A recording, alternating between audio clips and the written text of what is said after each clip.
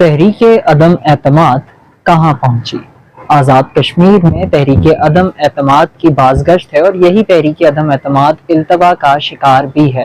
اجلاس پہ اجلاس تو ہوتا گیا لیکن اب تک نئے وزیر اعظم کا نام سامنے نہیں آ سکا۔ پاکستان پیپلز پارٹی اب تک نئے وزیر اعظم کا نام اناؤنس کرنے میں ناکام دکھائی دی ہے۔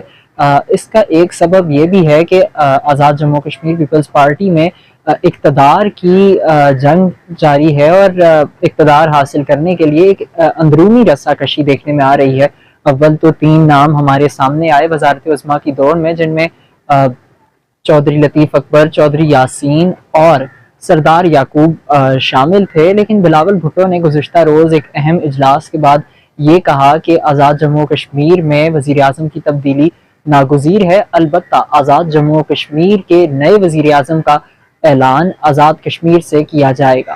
یعنی جو رہنما ہیں پاکستان پیپلز پارٹی کے، وہ آزاد جموں کشمیر پہنچیں گے اور یہاں سے تحریک عدم اعتماد پیش کرنے کے ساتھ ہی نئے وزیر اعظم جو کہ ہوں گے ان کا نام پیش کیا جائے گا، چونکہ تحریک عدم اعتماد کے لیے پیپلز پارٹی کا اب تک یہ دعویٰ ہے کہ ان کے پاس